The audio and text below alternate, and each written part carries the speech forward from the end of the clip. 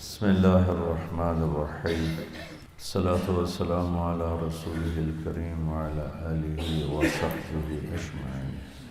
تبلیغ کا کام 1926 میں مولانا الیاس صاحب رحمۃ اللہ علیہ نے شروع کیا۔ نظام الدین ایک چھوٹی سی مسجد تھی، چھوٹی سی بستی تھی، اور یہ دلی کا قبرستان تھا۔ ہمایوں کا مقبرہ یہی ہے، اور میں 2 دفعہ گیا ہوں، بہت بڑا قبرستان۔ تو اب وہ مل گئے ہوں گے نظام الدین اور دہلی آپس میں، پہلے کچھ فاصلہ تھا بیچ میں، ایک الگ بستی تھی نظام الدین اولیاء۔ تو مولانا الیاس صاحب رحمۃ اللہ علیہ وہاں ان کے والد مولانا اسماعیل صاحب تھے، وہ کاندھلہ چھوڑ کے اور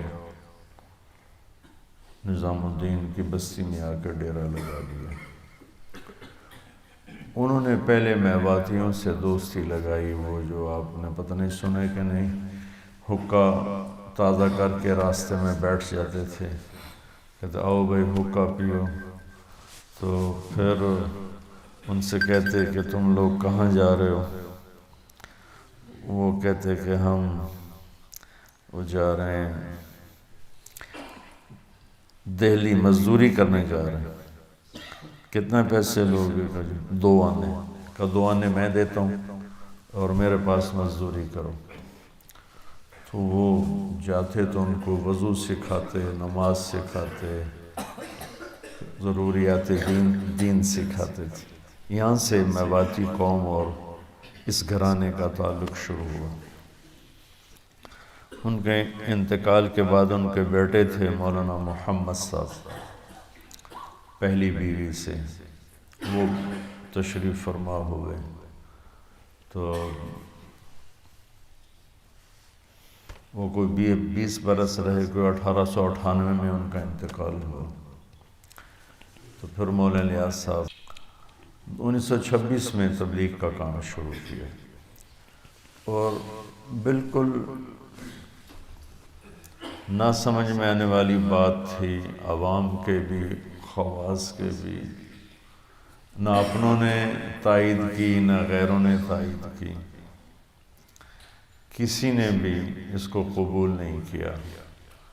فکراً ذہنی طور پر اس ترتیب محنت کو سب نے رد کر دیا، سوائے 2 شخصیات، ایک مفتی کفایت اللہ صاحب اور ایک مولانا حسین احمد مدنی صاحب رحمۃ اللہ علیہ۔ وہ بھی صرف اتنا کہ بات تمہاری ٹھیک ہے، کرے گا کون؟ تو ان 2 حضرات کی صرف ذہنی تائید تھی بس۔ تو اللہ کو منظور تھا آخر زمانے میں دین کو زندہ کرنا۔ اس سے پہلے جتنے دین کے کام چل رہے تھے ان میں بڑے کام 2 تھے، ایک مدارس اور ایک خانقاہیں۔ مدارس اور خانقاہیں صرف طلب والوں کے لیے، بے طلب کے لیے نہ آج کے دور میں بھی مدرسے میں کوئی گنجائش ہے، نہ خانقاہ میں کوئی گنجائش۔ جو طلب لے کر آتا ہے، جو سیکھنا چاہتا ہے، اس کے لیے مدرسہ میں گنجائش ہے، اور مخصوص عمر ہے، ہر عمر میں نہیں آ سکتا۔ اور تصوف میں بھی ایسے ہی ہے کہ جو استفادہ کرنا چاہتا ہے تو اس کے اندر طلب ہونی چاہیے۔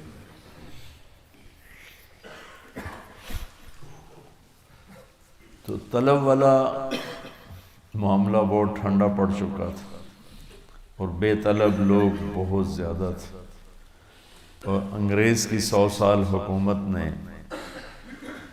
دین سے ویسے ہی فاصلے پیدا کر دیے تھے۔ تو پھر اللہ تعالیٰ نے مولانا الیاس صاحب کو یہ رخ سمجھایا کہ خود چل کے جاؤ۔ یہ سارا کام الہام ہوا۔ تو میواتیوں میں پہلے محنت شروع کی، ان پڑھ لوگ میواتی۔ جس جماعت کو حضرت تھانوی کے پاس بھیجا تھا مولانا صاحب نے، اس کے ایک صاحب جو لمبی عمر پائی، زندہ رہے، میں نے ان کی زیارت کی، میاں جی دین محمد میواتی تھے، اور ایسے داعی تھے جب وہ اللہ کو بولتے تھے نا دل ہلا کے رکھ دیتے تھے، اور رہتے تھے قصور کے پاس، لیکن پتوں کی تک اپنے گدھے پہ جایا کرتے تھے، لاہور جاتے تھے اپنے گدھے پر، ساری زندگی کھوتے کی سواری۔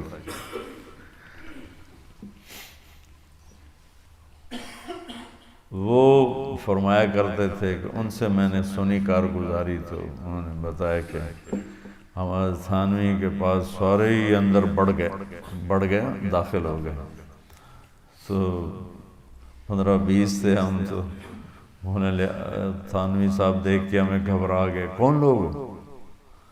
کہا جی ہم دین سیکھنے کے لیے آئے ہیں۔ تو تھانوی صاحب ناراض ہو گئے رحمت اللہ علیہ کہ دین یوں سیکھا جاتا ہے؟ وہ تو بڑے نازک مزاج تھے نا، فوری ٹوکنا، فوری تنبیہ کرنا، یہ ان کا ایک خاصہ تھا جو انہی کو تھا۔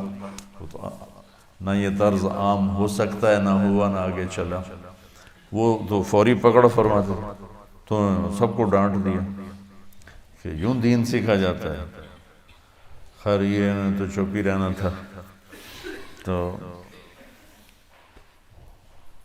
مسجد میں ٹھہر گئے۔ تو عصر کے بعد جب گشت ہوا تو اس میں حضرت تھانوی نے جستجو کے طور پر نا تجسس، مولانا ظفر احمد تھانوی اعلیٰ السنن والے، ان کے بھتیجے بھی تھے اور خلیفہ بھی تھے، ان کو کہا ان کے ساتھ جاؤ۔ تو اس وقت عمومی گشت میں کلمہ پڑھتے تھے اور کہتے تھے بھائی آپ بھی کلمہ سنا دو، ہمارا ایمان تازہ ہو جائے۔ تو وہ جب گشت کیا تو حضرت تھانوی کی مجلس میں روزانہ بیٹھنے والے لوگ کتنے ایسے نکلے جن کا کلمہ غلط تھا۔ تو جب گشت کر کے واپس آئے تو ظفر احمد تھانوی صاحب رحمۃ اللہ علیہ گئے، مولانا اشرف علی رحمۃ اللہ علیہ، حضرت غضب ہو گیا، غضب ہو گیا، کیا ہوا؟ کہ آپ کے مجلس میں روزانہ بیٹھنے والوں کا کلمہ ٹھیک نہیں۔ تو مولانا تھانوی صاحب رحمۃ اللہ علیہ تو ایسی ایک دم پریشان ہو گئے اور فوراً اٹھے اور مسجد کی طرف چلے۔ آگے دیکھا تو وہ حلقہ لگا ہوا تھا، گشت کر کے آتے ہیں نا تو جو اندر مسجد کی بات ہوتی وہ، اور ادھر خدمت والے وہ روٹی بنا رہے تھے، سالن۔ تو کہنے لگے دیکھ کر نا اشرف علی یوں نو کھڑا ہو گیا، نو اشرف علی، وہ میاں جی اشرف علی نو کھڑا ہو گیا، دیوار کا، مسجد کی دیوار کا سہارا لے کر یوں ٹیک لگا، نو کھڑا ہو کے ہمیں دیکھنے لگا۔ تو کافی دیر دیکھتا رہا، پھر کہنے لگا تمہارا امیر کون ہے؟ تو ہم نے کہا یہ ہے، تو اس کو بلایا تو اس نے مولانا ہمیں 5 روپے دیے، 5 روپے، کہ میں تمہاری روٹی پکا نہیں سکتا، بوڑھا ہو گیا ہوں، یہ میری طرف سے آپ لوگ ضیافت قبول کرو۔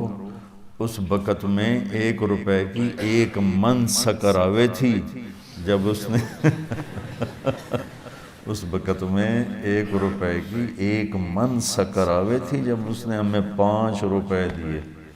وہ 5 روپے میں 50 آدمی روٹی کھا سکتے تھے، 2 آنے میں تو 1 آدمی کھانا کھا لیتا تھا، 1 آنے کی روٹی 1 آنے کا سالن، اس طرح۔ تو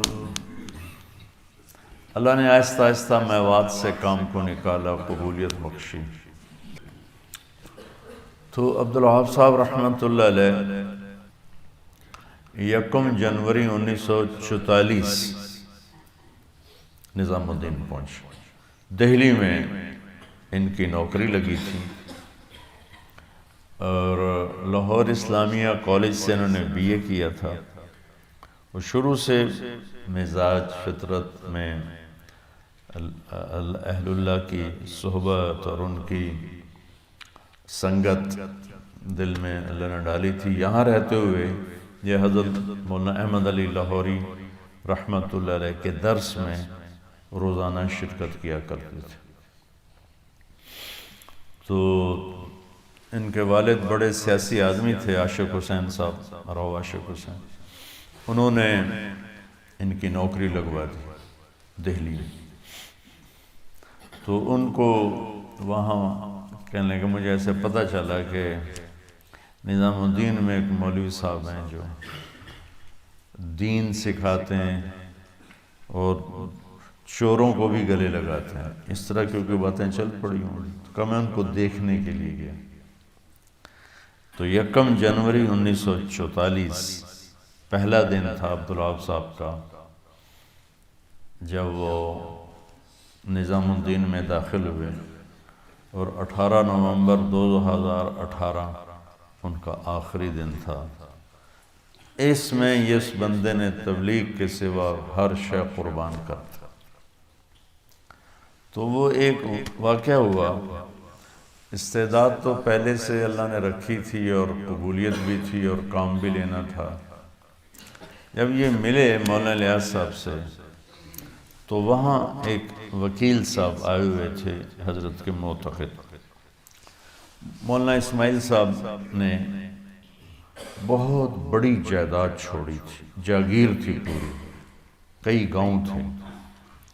تو وہ وکیل آ کر ان سے کہہ رہا تھا، حضرت آپ صرف عدالت میں ایک دفعہ پیش ہو جائیں اور اتنا کہہ دیں کہ میں محمد اسماعیل کا بیٹا ہوں،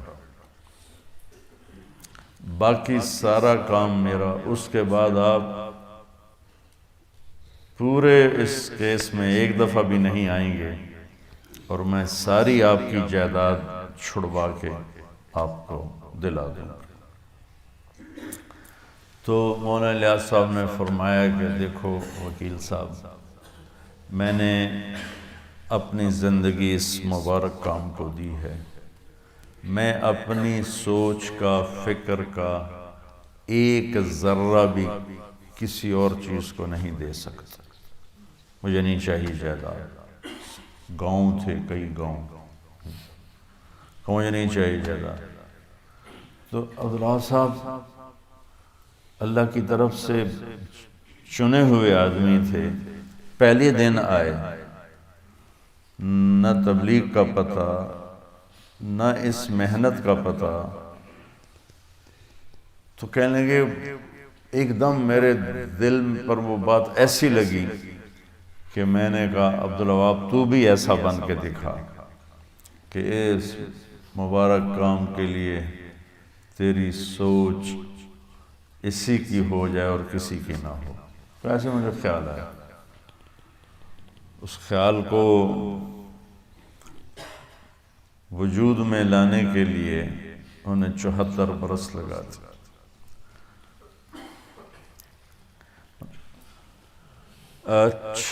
چھ مہینے مولانا الیاس صاحب کی صحبت نصیب ہوئی، آخری 6 مہینے، لیکن ان کی مثال تھی ابو ہریرہ جیسی کہ حضرت جی مولانا انعام صاحب تو بچپن سے موت تک ساتھ رہے، مولانا سعید خان صاحب 4 برس ساتھ رہے، اور ان کے ساتھ ہی مولانا الیاس صاحب کے لمبا زمانہ صحبت کا پایا۔ عبدالوہاب صاحب نے صرف 6 ماہ پائے، لیکن سب سے زیادہ مولانا الیاس صاحب کی باتیں عبدالوہاب صاحب سنایا کرتے تھے۔ مولانا انعام صاحب کی تو ویسی عادت بہت کم بولنے کی تھی۔ مولانا سعید خان صاحب رحمۃ اللہ علیہ کے ساتھ میں 12 برس رہا، عبدالوہاب صاحب کے ساتھ 50 برس، 48 سال ہو گئے۔ تو مولانا الیاس صاحب کی اتنی باتیں سناتے تھے تو مجھے حضرت ابو ہریرہ یاد آ جاتے تھے کہ جو آئے سب سے آخر میں، آخری صحابہ میں ہے، اور سب سے زیادہ حدیثیں حضرت ابو ہریرہ کی طرف منقول ہیں کہ وہ اصحاب صفہ میں جا بیٹھے، نہ کھانے کی پرواہ نہ گھر کی پرواہ، اور سارا دن بس منتظر رہتے تھے۔ تو 1944 یکم جنوری تو مولانا الیاس صاحب رحمۃ اللہ علیہ کا کس مہینے میں 6 ماہ تو سمجھو جون یا مئی جون کا مہینہ تھا جب مولانا الیاس صاحب کا انتقال ہوا، اور مولانا یوسف صاحب رحمۃ اللہ علیہ امیر بنے۔ اور حیرت کی بات ہے کہ مولانا یوسف صاحب رحمۃ اللہ علیہ امیر بننے تک انہیں تبلیغ کے کام کا شرح صدر نہیں تھا، بلکہ خود فرماتے تو مجھے 100 اعتراض تھے، ایک اپنے باپ کے مرنے تک مجھے تبلیغ پہ 100 اعتراض تھے۔ وہ علمی لائن کے آدمی تھے، لکھنا پڑھنا یہ ان کا مشغلہ تھا، ذوق تھا۔ طحاوی شریف جیسی کتاب کی شرح 22 سال کی عمر میں لکھ دی، کمال کر دیا۔ تو مولانا یوسف صاحب امیر بنے تو وہ نسبت کا انتقال جو ہوتا ہے وہ اللہ نے وہ کیا۔ مولانا منظور نعمانی صاحب رحمۃ اللہ علیہ مولانا زکریا صاحب سے ملے اور ان سے کہا کہ لگتا ہے مولانا الیاس صاحب کا آخری وقت ہے، تو اب آگے کیا ہوگا؟ تو مولانا زکریا صاحب نے فرمایا کہ کبھی تو ایسا ہوتا ہے کہ جب ایک کوئی اللہ کا بندہ دنیا سے جاتا ہے تو اس کی جگہ لینے والا کوئی نہ کوئی تیار ہو جاتا ہے، تو وہ اس کی جگہ لے لیتا ہے۔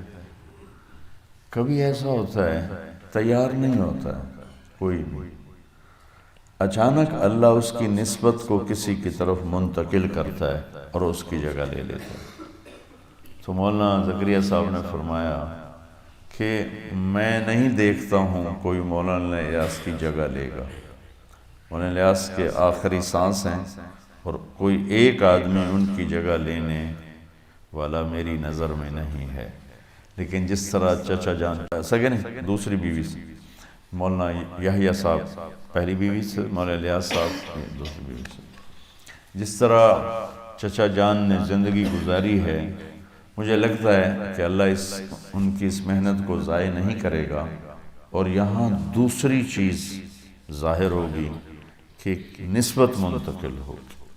اب وہ جس کی طرف بھی منتقل ہوگی وہ یہ جگہ سنبھال لے گا۔ تو پھر مولانا الیاس صاحب رحمۃ اللہ علیہ نے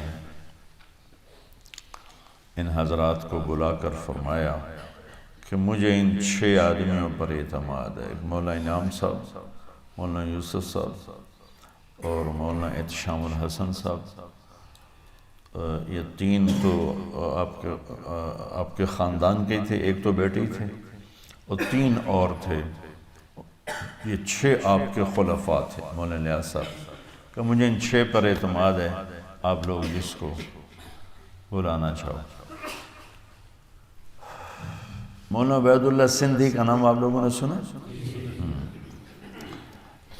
وہ نا اللہ تعالیٰ نے ان کو فراست ایسی دی تھی کہ وہ اس طرح بات کر دیتے تھے جیسے دیکھ کے کر رہے ہیں، اس طرح کرتے تھے۔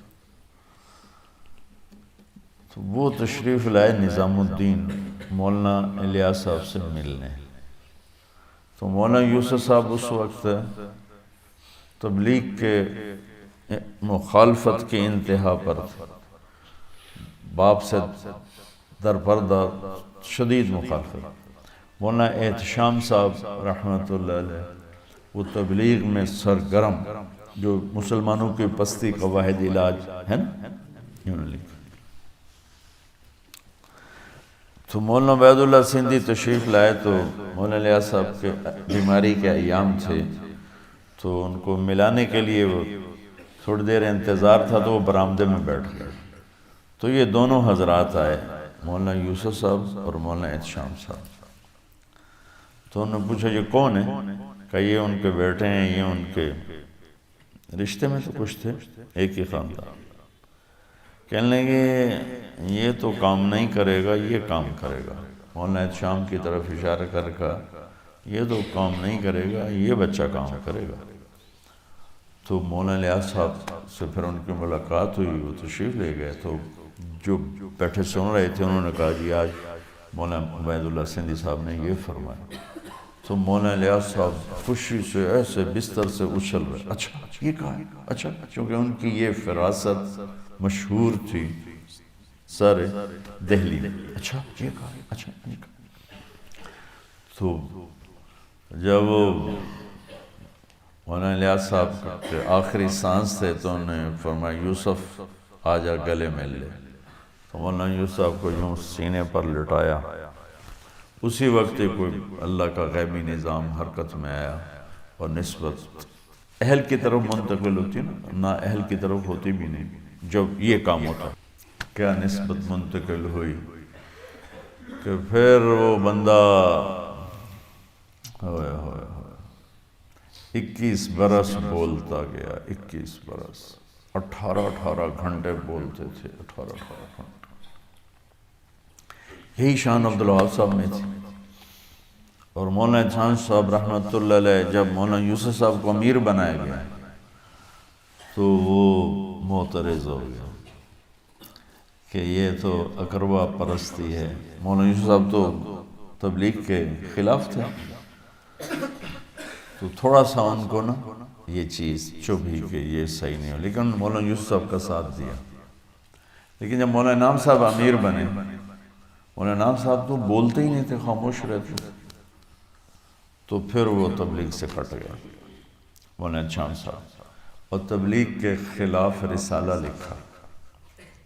یہ شاید آپ بہت کم بچوں کو معلوم ہے، تبلیغ کے رد میں پھر رسالہ لکھا۔ اللہ تعالیٰ سے حسن کیا ہے سیرت بھی مانگو اور حسن خاتمہ بھی مانگو۔ خیر تبلیغ کی مخالفت سے کوئی سوء خاتمہ نہیں ہوتا، وہ بہت بڑے اللہ والے تھے، بڑے اہل اللہ میں سے تھے۔ بس تبلیغ کے بارے میں منقبض ہو گئے مولانا عبید اللہ سندھی والی بات کہ یہ بچہ کام نہیں کرے گا، یہ کام کرے گا، تو وہ اللہ نے ثابت کر کے دکھائے۔ تو مولانا الیاس صاحب کے مرنے پر عبدالوہاب صاحب نے نوکری سے استعفیٰ دے دی اور نظام الدین آ کے پڑھ گئے۔ تو ان کے باپ آئے اور مولانا یوسف صاحب سے کہا کہ یہ دیوانہ ہو گیا ہے، اس کو گھر بھیجو، نوکری چھوڑ دی۔ تو مولانا یوسف صاحب نے ان کو بلایا اور کہا بھئی جاؤ نوکری کرو، اور ان کے باپ کو خوش کیا۔ اچھا وہ چلے گئے تو بلا کے کہا ڈٹے رہو، ڈٹے رہو۔ اگر ان کو نوکری پر بھیج دیتے تو آج عبدالوہاب یہ عبدالوہاب تو نہ ہوتا۔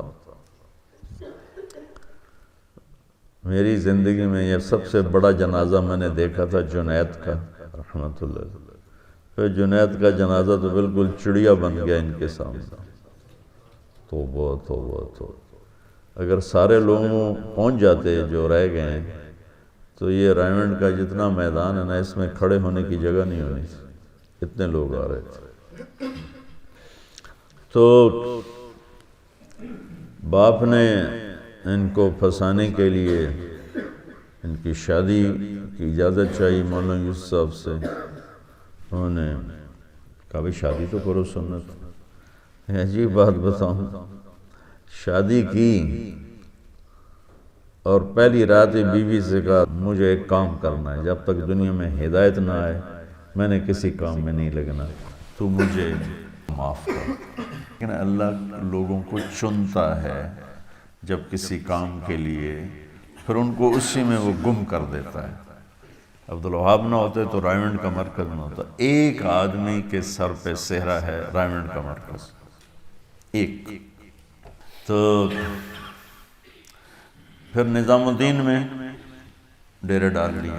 فرمایا کرتے تھے ایک جوڑا ہوتا تھا تو وہ میلا ہو جاتا تو میں رات کو غسل خانے میں جا کے اسے دھوتا، اور دھو کے پھر اسے گیلے کوئی پہن کے آ کے مسجد میں پنکھے کے نیچے بیٹھ جاتا تھا، پھر پنکھے کی ہوا سے وہ جوڑا خشک ہوتا تھا، دوسرا جوڑا میرے پاس نہیں ہوتا تھا کہ میں ایک دھو لوں اور ایک پہن لوں۔ اس طرح صورتحال بنی۔ 2-3 سال میں چلتے انڈیا میں تو ایک فضا بن گئی، میوات کے باہر بھی کام چل پڑا۔ 47 میں ملک تقسیم ہوا تو بہت سے لوگ وہیں رہ گئے، بہت سے آ گئے۔ تو مولانا یوسف صاحب رحمۃ اللہ علیہ نے فرمایا کہ پاکستان کون کام کو اٹھائے گا؟ عبداللہ صاحب کا ادھر آنے کا ارادہ نہیں تھا، اب بھی ان کا خاندان ادھر ہے کافی۔ تو پاکستان میں کام کو کون اٹھائے گا؟ تو عبداللہ صاحب نے کہا کہ میں کروں گا۔ انہوں نے کہا ٹھیک۔ تو ایک عبدالخالق صاحب تھے، ایک شفیق صاحب تھے، ایک عبداللہ صاحب تھے، یہ 3-4 اس وقت نوجوان تھے۔ ان کو آپ نے تیار کیا کہ تم یہاں سے جاؤ اور پاکستان جا کے کام اٹھاؤ۔ تو جس ٹرین میں یہ تھے، ہر اسٹیشن پر اسے سکھوں نے قتل و غارت کا نشانہ بنایا۔ یہ جس ڈبے میں تھے، یہ جب ٹرین اسٹیشن پر آتی یا ٹوائلٹ میں چھپ جاتے، تو سکھ یا بلوائی کٹھے ہوتے اس ڈبے کے سامنے، اور آدھے ادھر حملے کے لیے جاتے، آدھے ادھر اس ڈبے کو چھوڑ جاتے۔ دہلی سے لاہور تک جتنے اسٹیشن آئے، ہر اسٹیشن پر یوں ہوتا تھا، یہ ٹوائلٹ میں چھپ جاتے اور عین ان کے ڈبے کے سامنے سکھ جمع ہوتے، آدھے ادھر کور کرو، آدھے ادھر کور کرو۔ یہ ڈبہ یوں اللہ نے چھپا دیا کہ وہ ادھر بھی انہوں نے لاشیں گرا دی، ادھر بھی لاشیں گرا دی، اور ایک ہندو کے دل میں اللہ نے رحم ڈال دیا، وہ برہمن پنڈت، وہ اس ڈبے میں اکیلا بیٹھا، ان کو کہتا ادھر کوئی نہیں ہے، ادھر کوئی نہیں ہے، تو وہ ادھر ہو جاتے، ادھر ہو جاتے۔ وہ ساری ریل گاڑی کٹ گئی، یہ 4 آدمی ہیں چند اور لاہور اسٹیشن پر لٹے پٹے پہنچے۔ تو ان کا خاندان پھلروان ایک جگہ ہے سرگودا کی طرف، ایک قصبہ ہے، وہاں ان کو جگہ ملی پھلروان میں۔ تو یہ اپنے والدین، اپنے خاندان سارا پھلروان تشریف لے گئے۔ اب پاکستان میں تو کوئی جگہ ہی نہیں تھی، کیا کریں؟ تو تبلیغ کے آدمی جو چیدہ کوئی لاہور، کوئی کراچی، کوئی پنڈی، تو یہ عبداللہ صاحب کبھی لاہور، کبھی پنڈی، کبھی کراچی ملتے، بھئی کچھ کرو۔ اور فقر ایسا ہوتا تھا کہ گجرانوالے اجتماع تھا، رائیونڈ سے پیدل بخار کی حالت میں گئے، پیسے نہیں تھے، پیدل گئے پیدل آئے، گجرانوالے لاہور، رائیونڈ سے گجرانوالہ بخار کے ساتھ، یہ صورت ہے۔ تو پھر یہ جب بار بار اکٹھے ہوئے تو سوچنے لگے ہمارا بھی کوئی مرکز ہونا چاہیے۔ تو مولانا یوسف صاحب رحمۃ اللہ علیہ سے پوچھا گیا ہم کیا کریں؟ تو اس وقت میواتی جو انڈیا سے آئے تھے وہ رائیونڈ کے چاروں طرف آباد ہوئے، اور جگہوں پر بھی گئے، لیکن یہاں زیادہ، اب بھی ان کی تعداد یہاں زیادہ ہے۔ تو مولانا یوسف صاحب نے ایک جماعت تشکیل کی کہ تم لوگ چلہ لگاؤ، 10 دن مشرق کی طرف، 10 دن مغرب، 10 دن شمال، 10 دن جنوب۔ چلے کے بعد ساری جماعت بیٹھ کے استخارہ کرے، مشورہ کرے کہ ہمیں کہاں اپنا مرکز بنانا چاہیے، وہاں بیٹھ جائے۔ تو میاں جی عبداللہ رحمۃ اللہ علیہ اس جماعت کے امیر بنے، اور 10 دن انہوں نے ادھر لگائے، 10 دن ادھر لگائے، 10 دن ادھر لگائے، 10 دن ادھر لگائے، 40 دن اس چلے میں ایک نوجوان انہیں ملے میواتی، میاں جی سلیمان۔ ان کو میاں جی عبداللہ رحمۃ اللہ علیہ نے کہا، وہ حافظ تھے، کہ ہم دین کا بڑا مرکز بنا رہے ہیں، تم بھی آ جاؤ، تمہیں امام بنائیں گے۔ ان کا نکاح مولانا الیاس صاحب نے پڑھایا تھا، تو وہ بھی ساتھ ہو گئے، حافظ سلیمان صاحب، جو بعد میں رائمنڈ مرکز کے امیر رہے 1953 سے لے کر 1994 تک۔ تو یہ سارے چلہ لگانے کے بعد جمع ہو گئے، بھئی کہاں بیٹھیں؟ تو سب نے مشورہ کیا، تو یہ طے ہوا کہ رائمنڈ میں بیٹھیں۔ تو رائمنڈ ریلوے اسٹیشن سے ریل گاڑی جب آگے جاتی ہے کوٹ راجہ کشن کی طرف، اس طرف لاہور کی طرف نہیں، تو آگے سیدھے ہاتھ ہی پلیٹ فارم سے اترتے ہی ایک مسجد، اس مسجد میں ہم نے کئی دفعہ جمعرات کی جماعت لے کر گئے، وہاں شب گزاری، وہاں انہوں نے ڈیرہ ڈال دیا۔ اور میاں جی عبداللہ رات کو اتنا تڑپتے تھے، روتے تھے کہ محلے والے صبح پوچھتے رات کون بیمار تھا؟ آپ کے ساتھیوں میں بڑے رونے کی آوازیں آ رہی تھیں۔ وہ میاں جی عبداللہ ہوتے تھے، وہ بیمار نہیں تھے۔ وہ حافظ سلیمان صاحب فرمانے لگے کہ وہ تہجد پڑھنے کے بعد نا زمین پہ سے لوٹ پوٹ ہوتے تھے، جیسے چھوٹا بچہ ضد کرتے ہوئے لوٹ پوٹ ہوتا ہے، تو کہتے یا اللہ ہدایت دے دے، یا اللہ ہدایت دے دے، یا اللہ ہدایت دے دے۔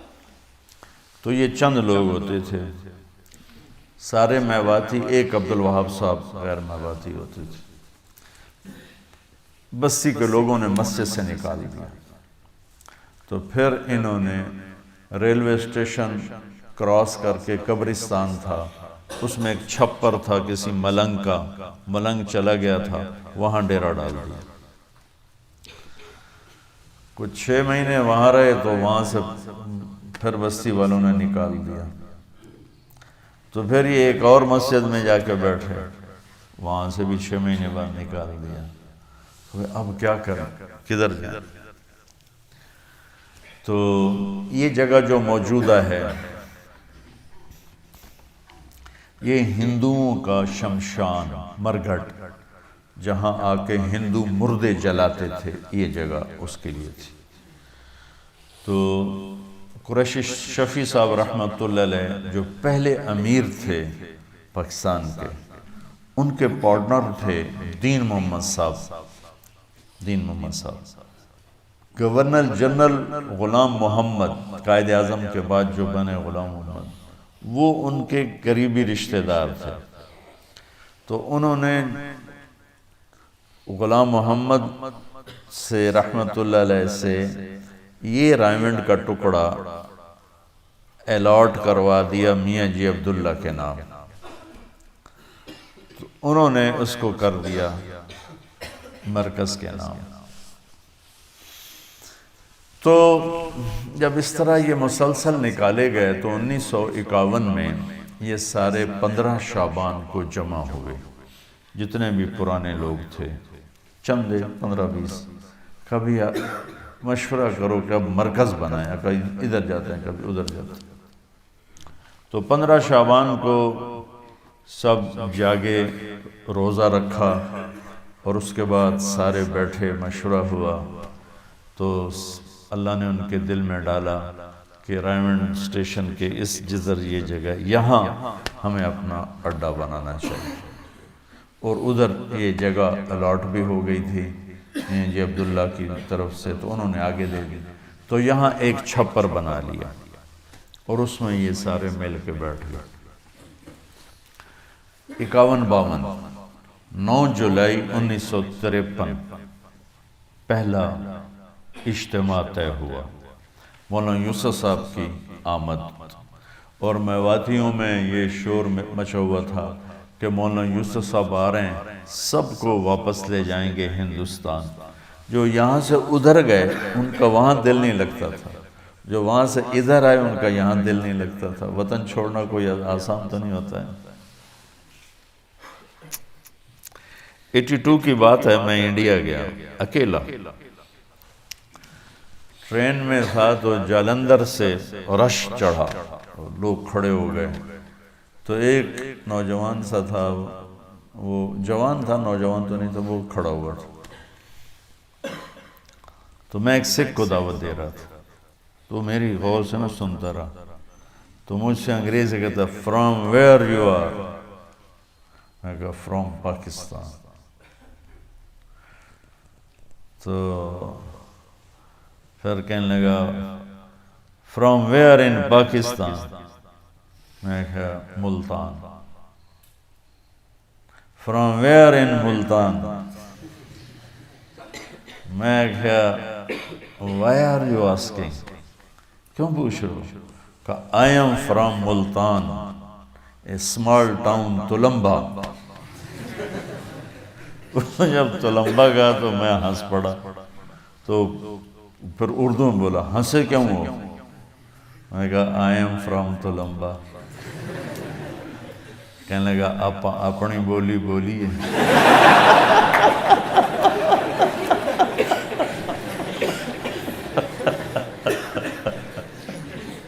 کہنے لگا اتنے تو ساڑی کوئی جاندہ ہی کوئی نہیں، آپ اپنی بولی بولیے۔ میں کہا بولیے۔ اس نے پیچھے اس کی بہن مجمع میں پھنسی کھڑی تھی، ایجڈ عمر رسیدہ، اس نے اس کو جا کے بتایا کہ تلمبے کا ایک لڑکا بیٹھا ہوا، وہ تو آئی شیرنی کی طرح تھی بھی ایسی ہیوی ویٹ، اس نے ایک ادھر پھینکا، ایک ادھر پھینکا، ادھر پھینکا۔ مجھے کہتی پترا تو تلمبیدہ ہیں؟ میں کہا جی ماسی جی میں تلمبیدہ، میں ٹھر پاؤں۔ اس نوجوان کا نام تھا رام سروپ چگ، رام سروپ چگ۔ ایک بات چل گئی کہ مولانا یوسف صاحب لینے آ رہے ہیں، تو بڑا رش ہو گیا، تو میواتی آئے، وہ کھانا جو پکا ہوا تھا نا وہ دیگیں اٹھا کے لے گئے سارے، بدنظمی ہوئی، افراتفری ہوئی۔ تو جب اجتماع ختم ہوا تو مولانا یوسف صاحب رحمۃ اللہ علیہ نے جمع کیا جو تھوڑے بہت تبلیغی لوگ تھے سارے میواتی ہو، تو ان میں بیان کیا کہ دیکھو بھائی آج کے بعد یہ جگہ تمہارا مرکز ہے، اسے آباد کرنا ہے، اس کے لیے بھوک آئے، پیاس آئے، بیماری آئے، موت آئے، کسی دنیا کے کام میں نہیں لگنا، کسی کمائی کے کام میں نہیں لگنا، اور اپنے آپ کو یہاں مٹا دینا ہے۔ جو تیار ہو وہ اٹھے اور میرے ہاتھ پر بیعت کرے موت کی۔ پھر کہا کوئی کسی کو ترغیب نہ دے، جس نے کھڑے ہونا ہے اپنی ذمہ داری پر کھڑے۔ تو سب سے پہلے جو بندہ کھڑا ہوا وہ محمد عبد الوہاب رحمۃ اللہ علیہ، سب سے پہلے کھڑے۔ پھر ان کے ساتھ حافظ سلیمان صاحب، میاں جی عبداللہ صاحب، میاں جی عبد الرحمن صاحب، میاں جی نور محمد صاحب، میاں جی اسماعیل صاحب، یہ وہ لوگ ہیں جن کو تو میں نے دیکھا ہوا ہے، باقی نام سنے ہیں، دیکھا کوئی۔ اور ایک میاں جی عبد الرحمن کو مردہ دیکھا ہے، زندہ نہیں دیکھا۔ ان کا انتقال ہوا تو وہ انتقال کے وقت اپنے گاؤں میں تھے، ادھر سے شفٹ ہو گئے تھے، بیمار بہت ہو گئے تھے، تو ان کی میت کو لایا گیا مرکز میں جنازے کے لیے، تو میں نے اس دن ان کی زیارت کی۔ وہ بڑے کشف و کرامات والے تھے میاں جی عبد الرحمن، تو ان کے عجیب و غریب قصے مشہور تھے۔ تو عبداللہ صاحب نے کھڑے ہو کر، جو کھڑا ہوتا نا تو اس کو آگے بلاتے اور پھر اس سے یہ کہلواتے کہ میں کسی کام میں نہیں لگوں گا سوائے اس مرکز کی آبادی اور تبلیغ کے۔ بھوک آئے گی برداشت کروں گا، پیاس آئے گی برداشت کروں گا، بیماری آئے گی برداشت کروں گا، کسی کام میں نہیں لگوں گا۔ یہ دہروا کر الگ باہر بٹھا دیتا۔ مولانا کی نظر پڑی میاں جی محراب رحمۃ اللہ علیہ، وہ مشتاق صاحب رحمۃ اللہ علیہ ہوتے تھے ہمارے مقیمین میں سے، آپ نے نام سنا ہوگا، دیکھا بھی ہوگا، ان کو تیار کر رہے تھے تم نام دو، تو مولانا یوسف صاحب کی نظر پڑ گئی، انہوں نے اتنے زور سے ڈانٹا میاں جی محراب کہ میں نے پہلے نہیں کہا تھا کسی کو تیار نہیں کرنا، کل جب بھوک آئے گی نا تو پھر یہ تمہیں گالیاں دے گا کہ مجھے اس نے پھنسا دیا، کوئی کسی کو تیار نہ کرے۔ تو 18 آدمی کھڑے ہوئے، 19ویں آدمی بھائی مشتاق صاحب بنے 2 سال کے بعد، 1955 میں، یہ کراچی میں ہوتے تھے، 1955 میں یہ کراچی چھوڑ کر یہ بھی رائمنڈ آ گیا، اور 18 سے 19 لوگ یہ ہوئے، 19 ان لوگوں نے اس کشتی کو کھینچا۔ پھر اس میں جو موت تک یہیں پڑے رہے وہ میاں جی نور محمد، میاں جی اسماعیل، حافظ سلیمان، میاں جی عبداللہ، مشتاق صاحب، عبدالوہاب صاحب، میاں جی عبدالرشید۔ میاں جی عبدالرشید نابینا تھے، جنہوں نے زندگی دی کہ نابینا تھے، اور وہ مسجد کے ایسے جیسے یہ کونا ہے نا، یوں ایک کونا تھا مسجد کا پرانی، اس کونے میں ان کا بستر ہوتا تھا، طالب علم مہینہ مہینہ کی ڈیوٹی سے ان کو کھانا پہنچاتے تھے، باقی ہر جگہ مرکز میں آنا جانا وہ اپنی لاٹھی سے کرتے تھے، کسی ان کو سہارے کی ضرورت نہیں ہوتی تھی۔ عبداللہ صاحب کو تہجد میں آ کے اٹھایا کرتے تھے۔ ایک دفعہ میں طالب علم کے عبداللہ صاحب برآمدے میں سوئے ہوئے تھے اور میں بھی برآمدے میں تھا، تو میاں جی اے عبدالوہاب اٹھ جا اٹھ جا، اے عبدالوہاب اٹھ جا، تو وہ آ کے ان کو تہجد میں اٹھایا کرتے تھے۔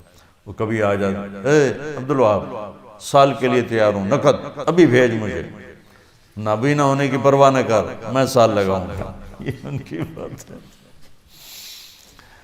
تو بچوں، ان 18 لوگوں میں سے جو سب سے زیادہ قربان ہوئے وہ عبدالوہاب صاحب، کیونکہ میاں جی نور محمد تھے، میاں جی اسماعیل تھے، سلیمان تھے، میاں جی عبداللہ، ان سب کے گھر اسی رائمنڈ کی بستی میں بن گئے تھے، یہ اپنے بچوں سمیت تھے۔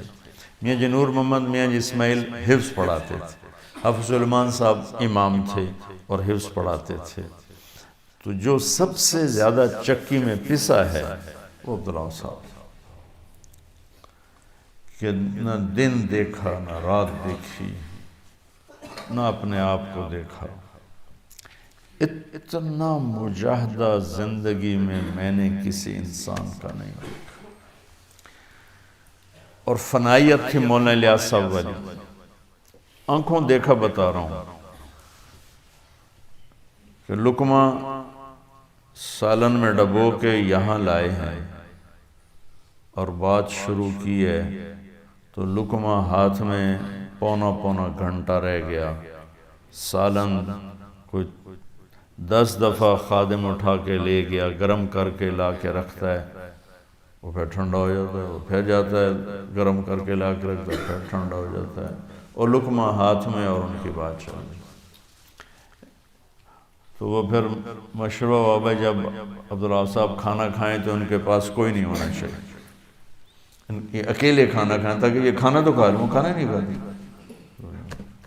میں اور مولانا احسان صاحب کمرے میں داخل ہوئے اکٹھے، تو یہ کرتا ہے نا، تو کرتا ہاتھ میں تھا اور نیچے بنیان پہنی ہوئی تھی اور کرتا ہاتھ میں تھا، اور یوں یہ آستینوں میں یوں ہاتھ ڈال رہے تھے۔ اب یہ میرے آپ ہاتھ دیکھ رہے ہیں، یہاں تک ان کے ہاتھ پہنچے تھے کہ میں اور مولانا احسان صاحب آ گئے، ہم سے بات شروع کر دی۔ آپ یقین مانو بچوں کہ یہاں آپ ذرا جوان ہو، ایسے آپ 5 منٹ کے بعد تھک جاؤ گے، کوئی 10 سے 15 منٹ ان کے ہاتھ یہاں رہے اور وہ ہم سے بات کرتے رہے، ان کو ہوش ہی نہیں تھا، ان کو ہوش رہتا ہی نہیں تھا جب وہ بات کرتے تھے۔ اب سب جوان بچے ہو، سحری کھانے کے بعد 1 گھنٹے 2 گھنٹے بعد پیشاب آتا ہی آتا ہے، پانی اتنا پیا ہوتا ہے کہ کتنا ہی مضبوط مثانہ ہو پیشاب آ جاتا ہے، تھکن ہو جاتی ہے۔ رمضان شریف میں ان کی محنت 100 گنا زیادہ ہو جاتی تھی۔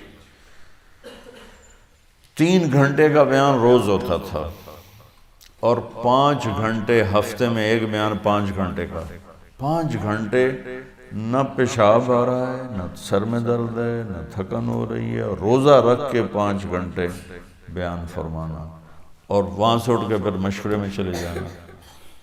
عجائب و غرائب تھے شخص، پیدل پھرتے تھے، پیسہ جیب میں نہیں ہوتا تھا، اور حافظ سلیمان صاحب کہنے لگے ہم کبھی آدھی روٹی ملتی روکھی، کبھی چوتھائی روٹی ملتی، اور ہم نمک کے ساتھ کھاتے، اور کبھی 3 دن ملتا ہی کچھ نہیں۔